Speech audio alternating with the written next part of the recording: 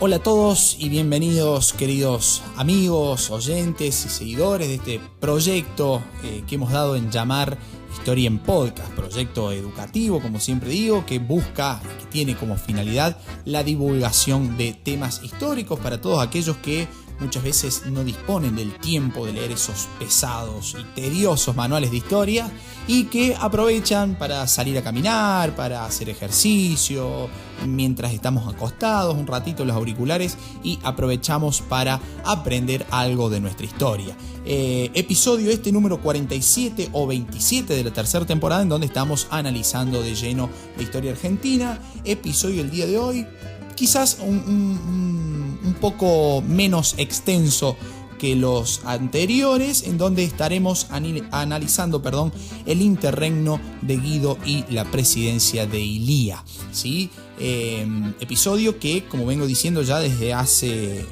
un par de capítulos atrás, es necesario entender siempre en la lógica de estos dos conceptos que son el de democracia tutelada y el de semidemocracia. O sea, la democracia es tomada como un menor de edad que necesita estar controlado permanentemente, en este caso por las Fuerzas Armadas, que en caso de no gustar o de no cumplir con ciertos intereses, automáticamente aparecen las Fuerzas Armadas llamando y ocasionando un nuevo golpe de Estado, siempre aliado con intereses políticos y económicos, ¿sí? Como siempre digo, y semidemocracia porque vamos a ver que se van a estar desarrollando elecciones, comicios, ¿sí? Pero que va a haber un partido político que no va a estar representado, que es el peronismo, que desde 1955 permaneció, digamos, en la proscripción, ¿sí? Este capítulo del día de hoy vamos a estar analizando justamente lo que pasó posterior a la caída de Frondizi, ¿sí? Posterior al derrocamiento en 1962 del presidente electo democráticamente por la Unión Cívica Radical Intransigente, Arturo Frondizi. ¿Qué sucedió? Una vez derrocado Frondizi, los militares dispusieron directamente la asunción como presidente de José María Guido. ¿Quién era José María Guido? Era el presidente del Senado, que va a terminar asumiendo en función de presidente de la Nación de manera provisoria el 29 de marzo de 1962 hasta el 12 de octubre de 1963. El propio José María Guido va a asumir como presidente con la homologación correspondiente de la Corte Suprema de Justicia, gracias a la vigencia de la denominada Ley de Acefalía Presidencial, como resultado, obviamente, del golpe de Estado de 1962. Golpe de Estado que ya lo dije en el episodio anterior, pero por las dudas lo repito, golpe de Estado que no aparece en los manuales como un golpe de Estado. Nosotros decimos, en historia argentina tenemos 5 golpes de Estado, ¿sí? 1930, 1943, 1955, 1966 y 1976, ¿sí? Pero, ¿qué sucede? Se nos está perdiendo en el medio varias cositas. Ya vimos el golpe dentro del golpe en noviembre del 55, un golpe desarrollado contra el presidente facto Lonardi, el cual queda destituido y asume Aramburu, y ahora un nuevo golpe de Estado en el 62 que depone al presidente electo democráticamente Arturo Frondizi y se nombra en su lugar al presidente del Senado José María Guido. En lo político, este gobierno provisorio de Guido va a retomar la línea planteada por la Revolución Libertadora, va a mantener, por ejemplo, anuladas las elecciones en las que había ganado el peronismo. Recordemos, hacia el final de la presidencia de Frondizi, Frondizi ahí, según la lógica de las Fuerzas Armadas, falla en su accionar, permite la participación de partidos peronistas en donde ganan en varias provincias. Resultado de eso, se anulan todas esas elecciones presidenciales, a gobernadores, ¿sí? En donde vamos a ver, hay un caso bastante puntual que nos va a interesar un poquito más adelante nomás. Va a suspender también la actividad del Congreso, el cual fue declarado de receso, ¿sí? Y va a prohibir también la propaganda peronista. Cualquier vinculación propagandística con el peronismo quedaba directamente prohibida. Va a ser una etapa en donde se agudiza la represión, porque van a aparecer numerosas agrupaciones de extrema derecha, con características antiperonistas, ¿no? Lo cual va a llevar también a una reacción por parte del peronismo y van a comenzar a armarse los sectores peronistas defensores justamente de esta postura. En lo económico, este interregno de Guido, que ya vamos a ver qué significa interregno, no se apuren, ¿sí? En lo económico va a retomar las banderas del liberalismo económico, va a tomar medidas, que van a favorecer, obviamente, cuando hablamos de liberalismo en la economía de nuestro país, significa beneficiar al sector agrario y agropecuario y, por consiguiente, perjudicar a toda la rama industrial, dada, mejor dicho, la libre competencia y el juego del libre mercado que se establece. Ahora bien, vamos a lo teórico.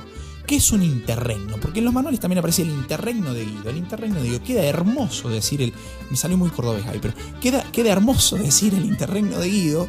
Pero ¿qué significa interregno? Si vamos al diccionario, el interregno es un periodo en el que un estado no tiene soberano, ¿sí? Por lo tanto, el concepto de interregno no aplicaría para este caso, porque ya sabemos que nuestro Estado sí tiene un soberano, no va a ser elegido democráticamente, va a ser producto de un golpe de Estado, pero estaba en la actividad política, era el presidente del Senado. ¿Cuál es el tema?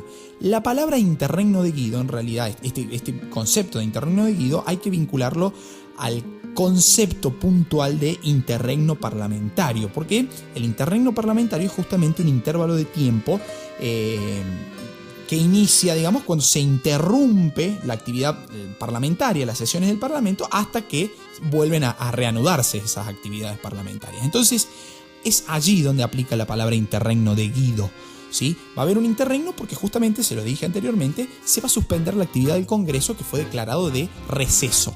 Entonces, mientras el Congreso no está sesionando, estamos hablando de que hay un interregno, ¿sí? No hay un gobierno militar, ya sabemos que no hay un gobierno militar, tampoco hay un gobierno democrático, pero sí está como presidente provisorio el presidente del Senado de la Nación. Entonces, aclarada esa duda, creo yo que quedó aclarada. Cualquier cosita, como siempre, me consultan por mis redes sociales, no hay ningún inconveniente con eso.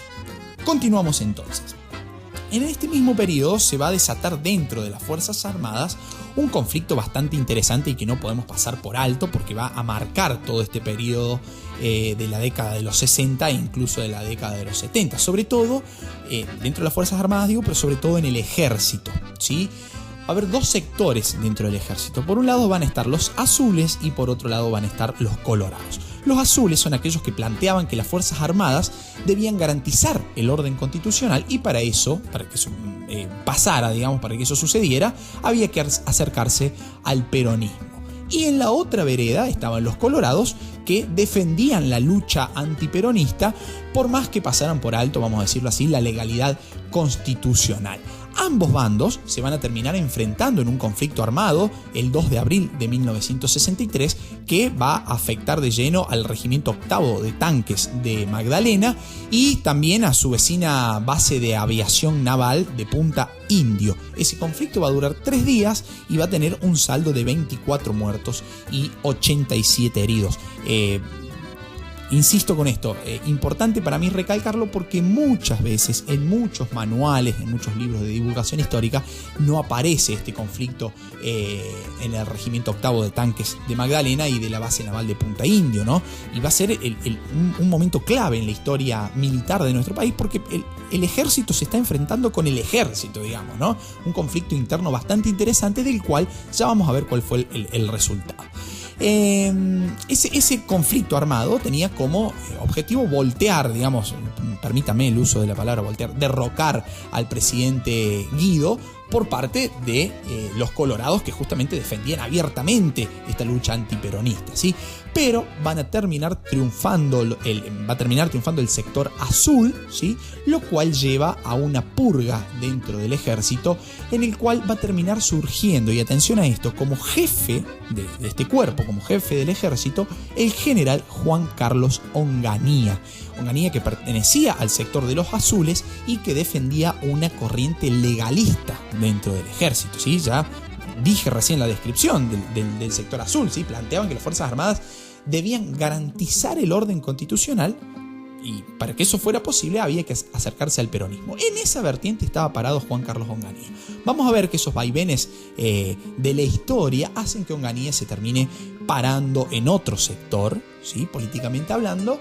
Lo vamos a retomar más adelante de este capítulo, así que por favor quédense hasta el último para saber qué pasó con este tan legalista, entre comillas, Juan Carlos Onganía, que se irguió, digamos, como jefe máximo del ejército después de este conflicto en abril de 1963. En este contexto se van a llamar elecciones en nuestro país. Dijeron, bueno, a ver muchachos, ya estamos como para buscar una salida electoral. Recuerden que yo les dije en su momento, cuando hemos analizado golpes de estado anteriores, todos los gobiernos instaurados por un régimen, después de un golpe de estado, digamos, sean militares o no los gobiernos, en este caso no lo es, van a buscar una salida electoral, normalizar la situación para luego buscar una salida electoral. Esa salida electoral se logra en el 7 de julio de 1963, donde se llaman elecciones y donde participa una gran mayoría de la población argentina.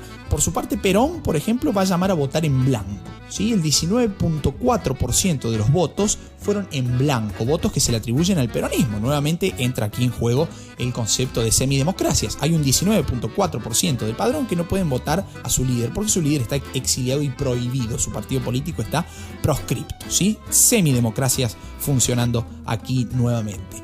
Frondizi, por su lado, que estaba detenido e impedido de participar, entonces la Unión Cívica Radical Intransigente, a la cual él representó en su momento, va a ir con el candidato Oscar Allende, el cual logra el 20.8% de los votos, y aparece aquí la Unión Cívica Radical del Pueblo, ¿sí?, la cual logra el triunfo electoral con su candidato a presidente Arturo Umberto Illia y su vicepresidente Carlos Perete, alcanzando el 31.9% de los votos. Hay una curiosidad interesantísima en este, se los cuento así a modo de chusmerío, ¿no?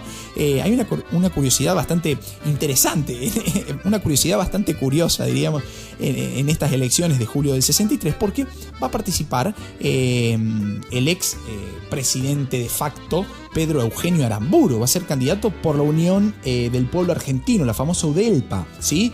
Va a estar apoyada esta candidatura por el Partido Demócrata Progresista, es decir, el sector conservador de la vida política argentina, bajo un lema, y acá está lo curioso, un lema bastante interesante de analizar, que decía: vote UDELPA y no vuelve.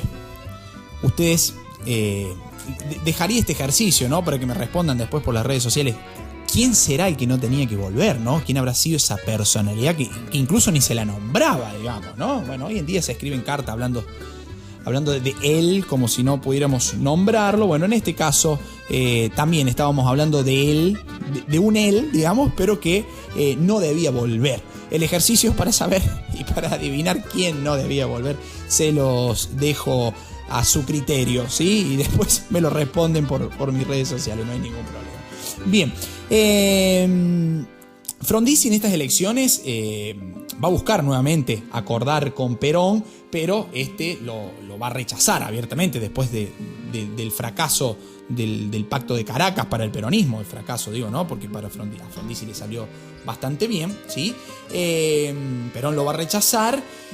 Y además el conflicto entre azules y colorados llevó a que los militares rechazaran la idea de tolerar un frente liderado por Perón y Frondizi. Pero ahora, a ver, ¿quién era Arturo Umberto Illia? Illia va a ser Illia o Ilía, está bien pronunciado de cualquiera de las dos formas, por las dudas, ¿sí?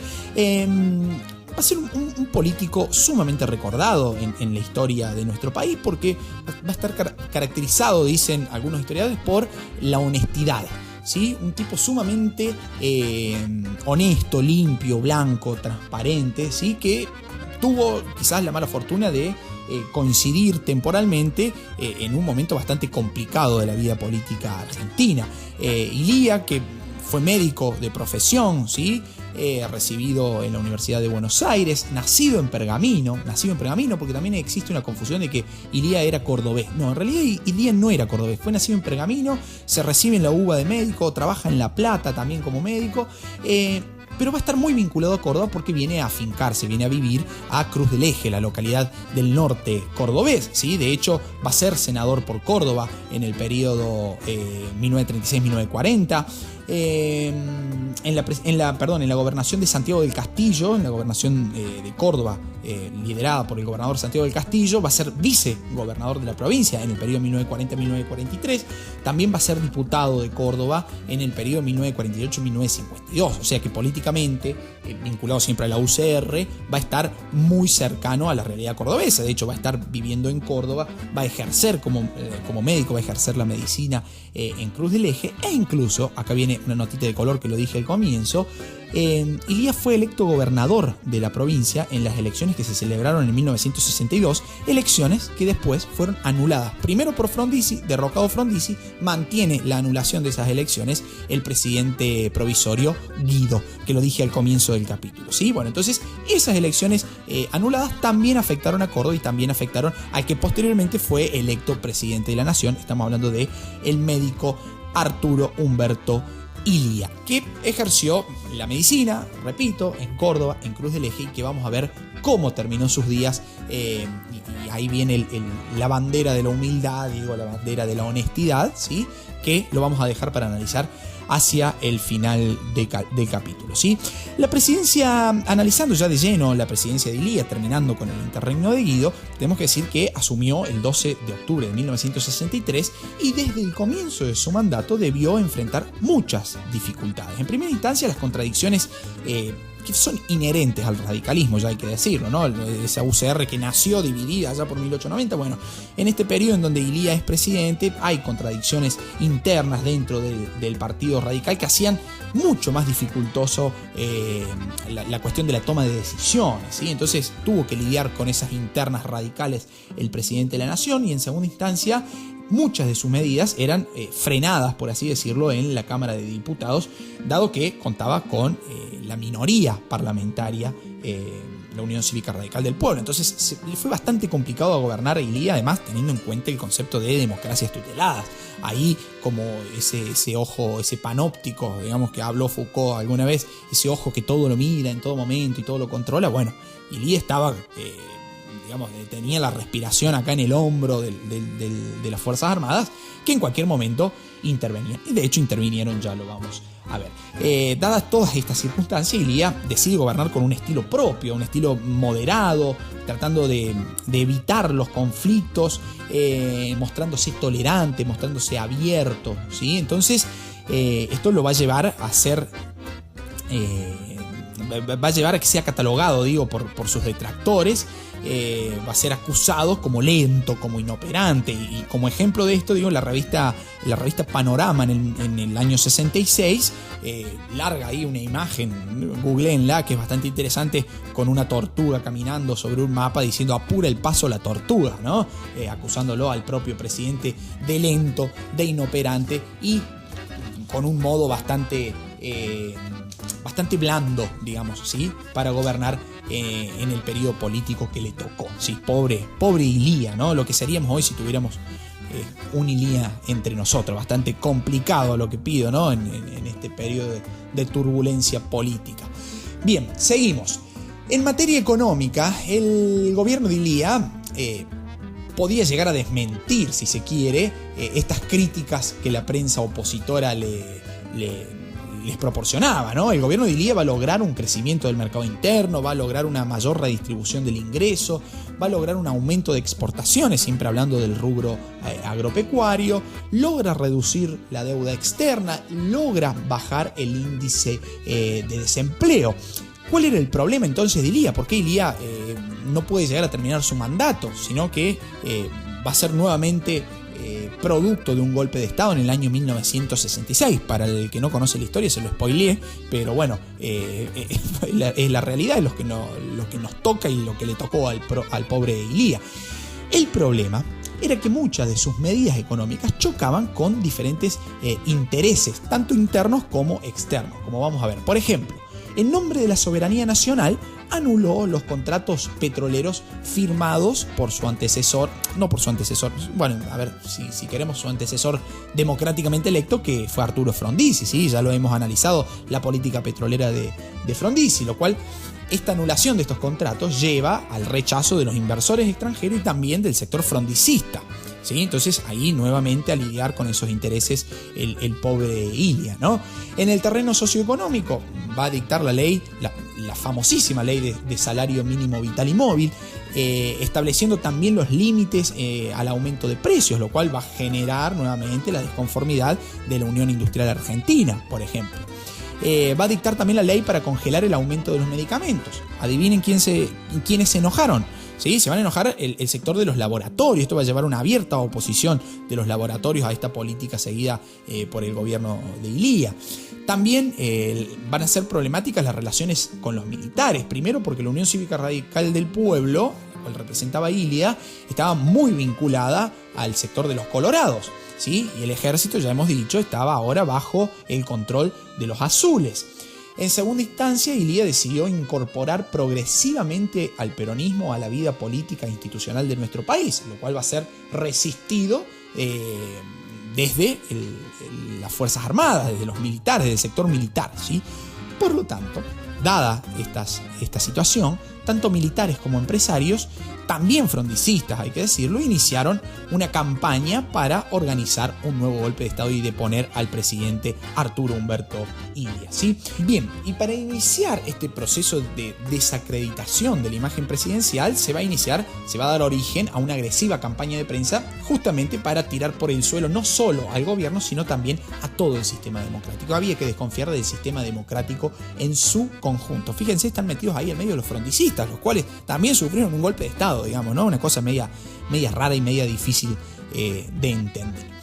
Mientras tanto, ¿sí? Me interesa a mí acá plantear una pregunta. ¿Qué pasaba, qué hacía el sindicalismo y la clase obrera argentina con todo este panorama de por frente? Bien, en el año 1964, la CGT lanzó un plan de lucha que va a estar organizado y dirigido por Augusto Timoteo Bandor, cuyo principal objetivo era lograr mejoras salariales y también lograr el levantamiento de la proscripción del peronismo, ¿sí? El método utilizado va a ser justamente la ocupación de fábricas y como resultado tenemos que en cinco semanas se tomaron más de 11.000 fábricas en todo el país, lo cual demostró el poderío del sindicalismo bandorista, ¿sí? No solo frente al gobierno, no solo frente a los empresarios, sino que, y lo más interesante, frente a Perón. ¿Sí? Recordemos que Bandor proponía esta corriente de un peronismo sin Perón, ya lo hemos analizado en el capítulo anterior. Bueno, demuestra su liderazgo a partir de este plan de lucha organizado por la CGT en el año 64. Mientras tanto, Perón va a estar con serias dificultades para ejercer su liderazgo a la distancia, digamos, ¿no? Porque estaba en el exilio, en ese momento estaba viviendo en España. Y quedó de manifiesto con el famoso operativo Retorno, que va a ser un intento de la CGT para traer al país nuevamente al líder peronista, ¿sí? El 2 de diciembre de 1964 va a buscar volver al país Perón, ¿sí? Pero va a quedar detenido en Brasil, ¿sí? El vuelo de Iberia 911 que salió de Barajas, ¿sí? Perón sale del aeropuerto de la ciudad de Madrid, del aeropuerto de Barajas, con pasaporte falso, con armas, ¿sí? Y al enterarse de esto, las autoridades brasileras, que en ese momento estaba como presidente Humberto Castelo Branco, tras la escala que este vuelo tiene en Río de Janeiro, por pedido expreso del gobierno argentino, lo detienen a Perón por 12 horas en el propio aeropuerto y posteriormente lo terminan devolviendo a España, lo cual este operativo Retorno queda trunco, ¿sí? Lo cual demuestra que Perón todavía en Argentina no es bienvenido, lo cual fortalece aún más la imagen de Bandor como líder del sindicalismo obrero, del sector obrero argentino, a través de su vertiente sindicalista, digamos, ¿no? Lo cual va a ser mucho más posible todavía, digo, la idea de un peronismo sin Perón, es decir, Bandor estaba agigantándose adentro. Ya sabemos cómo terminó Bandor, lo hemos descrito en el episodio anterior, así que si quieren pueden revisarlo. Pero a todo esto, en las elecciones a gobernador por la provincia de Mendoza en abril de 1966, termina cayéndose el proyecto bandorista. ¿Por qué? Porque Bandor apoyaba abiertamente al candidato neoperonista Serú García, ¿sí? Mientras tanto, Perón apoyaba al candidato peronista, fuertemente peronista, disfrazado en ese momento, porque sabemos que el peronismo estaba proscripto, que era Ernesto Corbalán Nanclares, el cual se termina imponiendo, lo cual lleva, a que triunfe el final. A ver, triunfe, no es la palabra triunfe, sino que se imponga nuevamente la imagen de líder de Perón, ¿sí? Y termine desvaneciéndose la de Augusto Timoteo Bandor, insisto, que ya sabemos cómo terminó, digamos, ¿no? Estas elecciones de Mendoza también lleva a que la continuidad de Ilía se terminara esfumando, digamos, terminara ahí pendiendo de un hilo. ¿Por qué? Porque la posibilidad de un peronismo sin Perón terminaron, digamos, ¿no? Y era la única posibilidad, la única posibilidad tolerable por parte del sector militar era la idea de un peronismo sin Perón.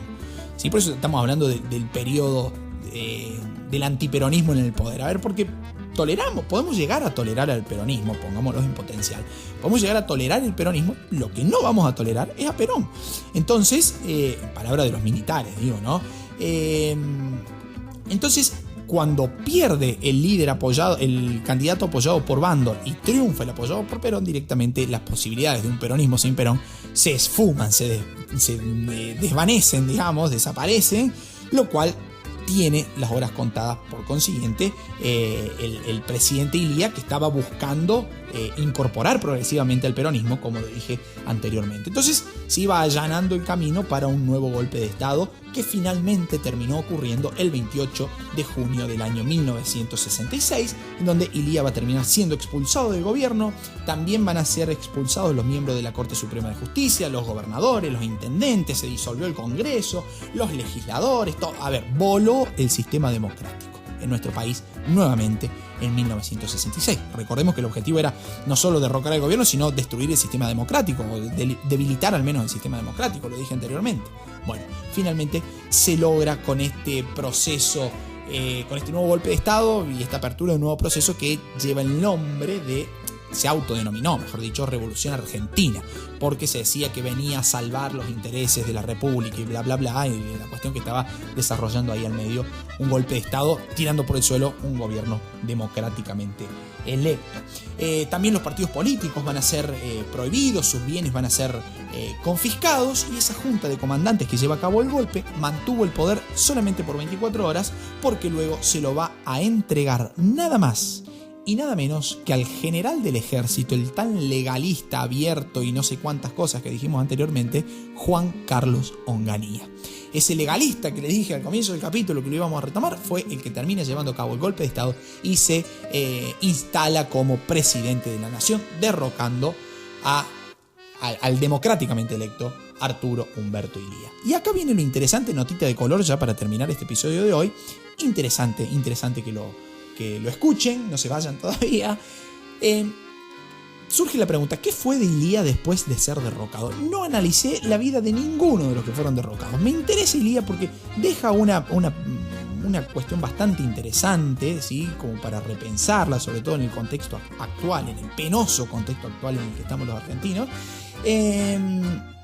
Y además porque, bueno, la localía siempre tira. Si bien no era cordobés, está muy vinculado a Córdoba, Ilía, así que digo, bueno, vamos para los amigos cordobeses que nos escuchan, vamos a profundizar un poquito acá qué fue de Ilía después de ser derrocado. Pero interesante para todos, digo, ¿no? Simplemente justifico la elección. Ilía va a renunciar, por ejemplo, a su jubilación presidencial, ¿sí? Después de ser derrocado, renuncia posteriormente a esa jubilación presidencial que le tocaba por derecho propio. Va a estar relativamente alejado de la vida política, sobre todo teniendo en cuenta que de los 17 años que vivió después de ser derrocado, 14 estuvieron signados por dictaduras militares. Va a continuar vinculado a la UCR, pero bastante ya alejado de la vida política plenamente hablando, ¿no? Va a regresar a su Cruz del Eje, ¿sí? Su Cruz del Eje digo porque va a ser el lugar en donde antes de la vida política estuvo afincado y atendiendo y ejerciendo la medicina. Va a retomar de hecho el ejercicio de la medicina.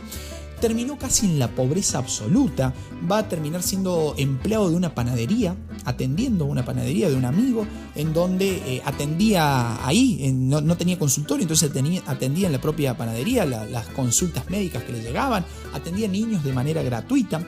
Va a terminar falleciendo un poquito antes del retorno democrático de 1983, particularmente fallece en Cruz del Eje el 18 de enero de 1983, ¿sí? No llega a ver el retorno democrático alfonsinista a nuestro país.